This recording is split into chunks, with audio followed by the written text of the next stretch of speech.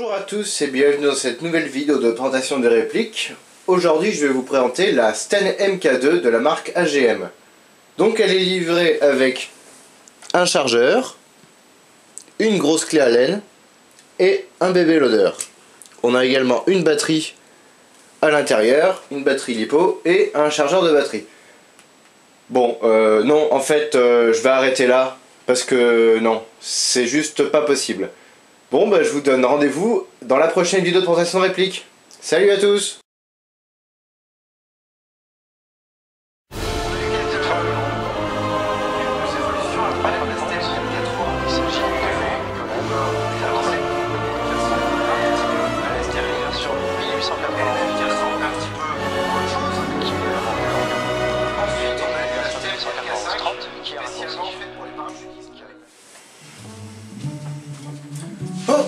Bonjour!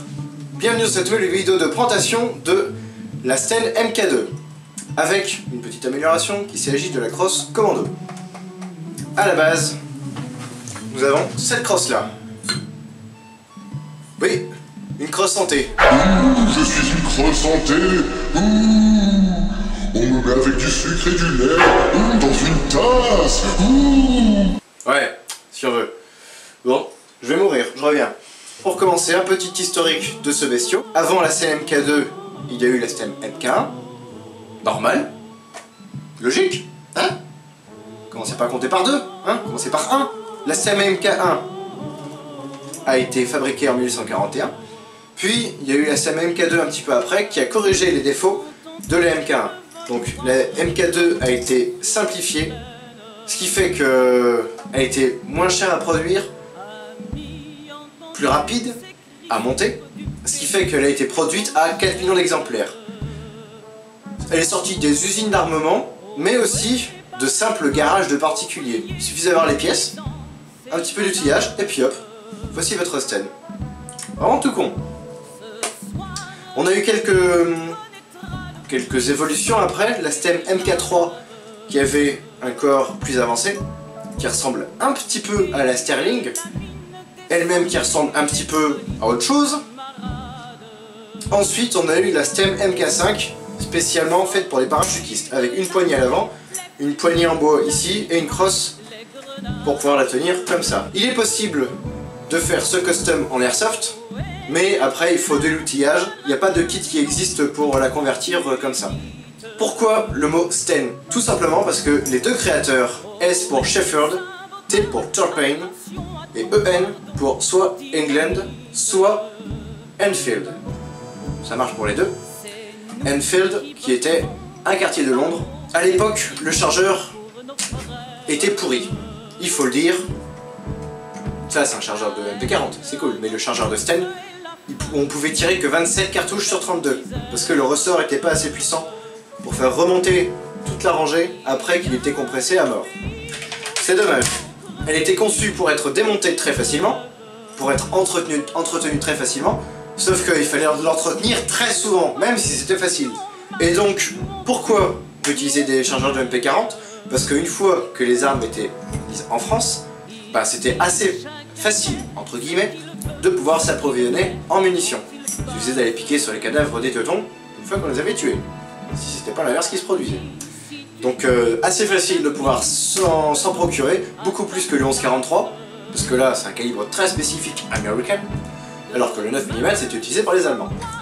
Donc même des munitions de Luger, P38, etc., bah, c'était possible de les mettre là-dedans, même si c'était pas fait pour, parce que la munition de pistolet n'est pas la même que la munition d'une arme automatique. La Sten en elle-même, quand vous la recevrez, arrivera comme ça, avec la crosse en tube bien entendu, comme ça, et en fait il y a deux versions qui ont existé, une version qui n'est plus en vente, qui n'est plus fabriquée, et heureusement, dommage, c'est celle que j'ai.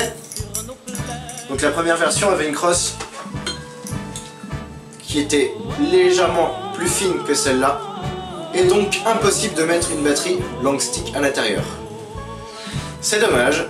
Donc celle-là en fait, cette crosse là, c'est une premier modèle reconverti deuxième modèle, puisque le deuxième modèle permettait de mettre une crosse à l'intérieur.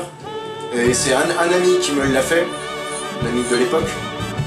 En fait, il a repris les éléments ici, ici et ici de la crosse d'origine. Il a rajouté un tube en acier qui est légèrement plus large pour pouvoir contenir une longue batterie à l'intérieur.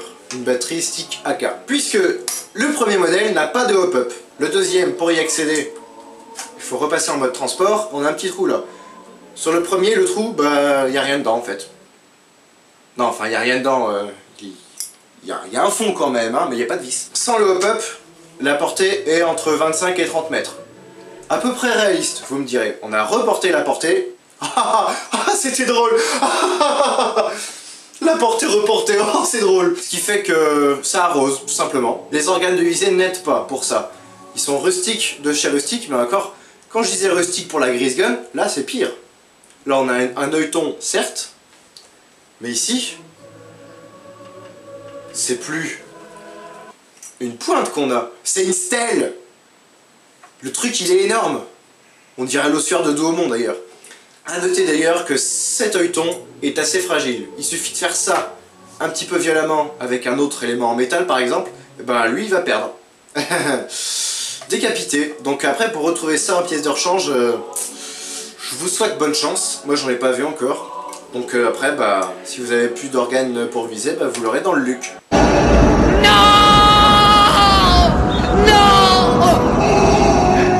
La lipo d'origine vient se placer ici.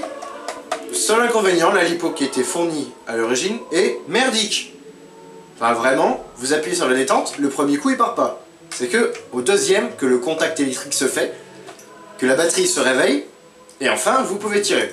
Au niveau du réalisme, on a quand même du haut niveau, ça il faut le dire. C'est vraiment tout comme la vraie. À part sur la fenêtre ici, et puis l'intérieur là, on peut pas savoir si c'est une vraie ou pas. Le relevé d'armement ici, il est factice. En vrai, cette sécurité n'était pas très fiable. Il suffisait de faire ça, je lâche, ça tombe par terre, le chargeur, s'il est engagé, se vidait intégralement. Donc je vous laisse imaginer ce que c'est fait dans une pièce. Hein. À l'intérieur, on a une gearbox, logique, qui est ici. Le moteur ici, la batterie ici. Pour accéder à la gearbox, il faut démonter toute la partie avant, pour éviter de flinguer le nozzle au moment d'enlever tout le corps. Et puis, on a une vis ici, ici, ici, la même de l'autre côté. On démonte la crosse bien entendu. Et à ce moment-là, on peut accéder à la gearbox. Enfin, ils ont repris la gearbox V7, par contre le reste, c'est spécifique pour la Sten. Et la gearbox V7 vient du M14, qui est le fils, entre guillemets, de notre cher Garand. M14. Je suis ton père. Un gros point fort, c'est que c'est la première réplique de la marque AGM, en tout cas réplique seconde guerre, à avoir tout en acier. Donc le test de l'aimant, il est positif partout, sauf cette partie-là il me semble, de mémoire. Tout le reste est en acier, ce qui est quand même un très bon point. Donc ça veut dire que si ça casse, vous pouvez le réparer. Donc pour démonter, on a une grosse vis ici. A noter que j'ai rajouté une rondelle ici, qui est incurvée vers l'intérieur, pour que la crosse puisse tenir, puisqu'on a un gros trou.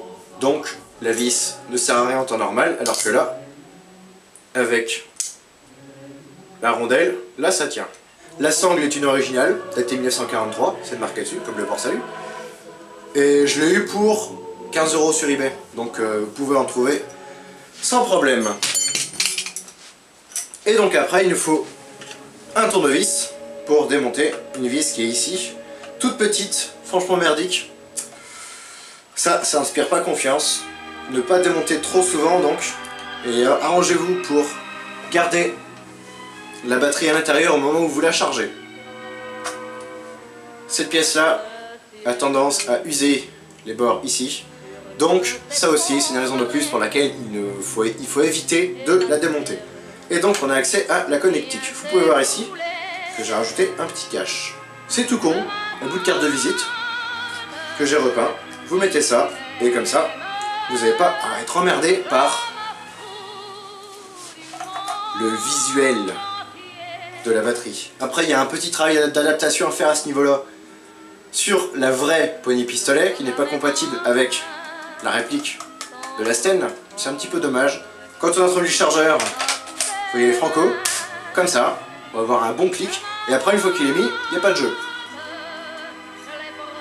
Je suis un hélicoptère. Sinon, comme autre amélioration, vous pouvez rajouter un M203, un red dot, un point rouge, visée laser, avec aussi des chargeurs circulaires doubles, un de chaque côté. Ça peut être sympa, et puis aussi un petit cœur à cet endroit-là, parce que ça fait toujours plaisir. Après, on peut rajouter un silencieux, ici, avec éventuellement une sorte de garde-main en toile à rajouter par-dessus pour pouvoir la tenir comme ça, pour compléter le mode commando. La peinture extérieure, ne touchez pas à celle d'origine, elle est très bien. Moi je l'ai fait, au début je l'avais entièrement décapé et rebronzé, bah en fait je me suis renseigné après, comme un gros boulet, qu'en fait à l'époque elles étaient peintes et non bronzées. Donc j'ai refait l'opération inverse et j'ai remis de la peinture, et pour la patiner, du simple dry brushing avec de la peinture argentée de la marque Ambrol, ici, voilà, un petit peu partout sur les arêtes, et puis rien que comme ça, et l'usure naturelle, bah ça suffit. On n'a pas de sûreté, c'est dommage, il faut faire très attention, parce que les risques qu'une bille parte, comme ça, même quand il n'y a plus de chargeur, parce qu'il peut très bien rester une bille engagée dans la chambre, donc faire très attention, toujours mettre sa réplique en sûreté, de manière manuelle, donc enlever le chargeur et tirer une petite rafale en direction sûre bien entendu, pour pouvoir mettre votre réplique dans une position sûre, comme ça vous ne pouvez pas tirer, vous ne pouvez pas endommager vos petits camarades, parce que les conséquences... Sten Orm, c'est drôle. Son poids, comme le modèle original, 2,9 kg. Le vrai fait 3 kg, un GM a très bien fait le boulot là-dessus. Et la puissance, ça donne 285 FPS. C'est très raisonnable aussi, pas besoin de plus pour la portée, mais surtout pour la précision aussi. On va voir ça sur le test de tir tout de suite.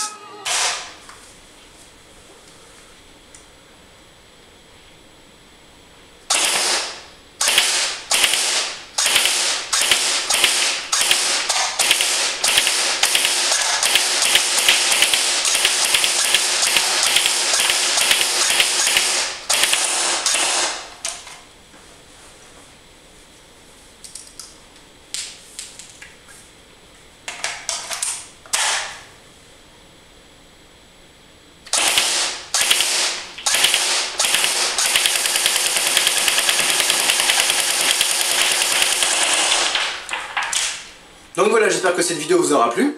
Et puis moi je vous donne rendez-vous le mois prochain pour la prochaine vidéo de présentation de réplique. Salut!